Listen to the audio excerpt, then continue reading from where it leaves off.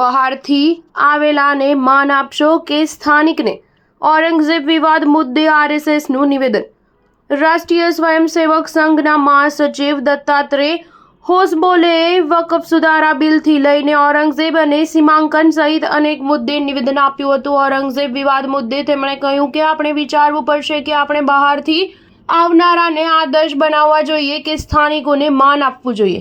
આ ઉપરાંત તેમણે વકફ બિલ પર કહ્યું કે વકફનું શું થશે.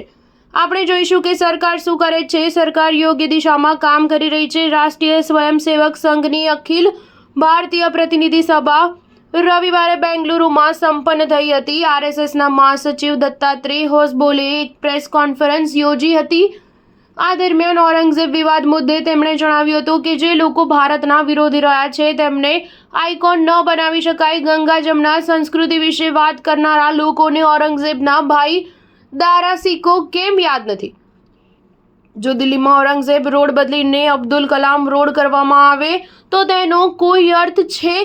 તો જે કોઈ આપણી સંસ્કૃતિ વિશે વાત કરશે આપણે તેનું પાલન કરીશું. સીમાંકન અંગે આરએસએસના મહાસચિવ દત્તાત્રેય હોસબોલેએ કહ્યું કે વસ્તી ગણતરી શરૂ કરવા દો, સીમાંકન થવા દો, પછી આપણે જોઈશું. જો સંઘના કોઈ પણ વ્યક્તિ કે કાર્યકરને યોગ્યતાના આધારે રાજકારણી તરીકે નિયુક્ત કરવામાં આવે તો તેમાં કંઈ ખોટું નથી. આમાં સંઘની કોઈ ભૂમિકા નથી. રાષ્ટ્રીય સ્વયંસેવક સંઘે મુસ્લિમોને કોન્ટ્રાક્ટમાં 4% અનામત આપવાના કર્ણાટક સરકારના નિર્ણયનો વિરોધ કર્યો છે. આરએસએસ મહાસચિવ દત્તાત્રેય હોસબોલેએ જણાવ્યું હતું કે ભારતીય બંધારણમાં ધર્મ આધારિત અનામતનો સ્વીકાર કરવામાં આવ્યો નથી, જેના ઘડવૈયા બાબા સાહેબ ભીમરાવ આંબેડકર હતા.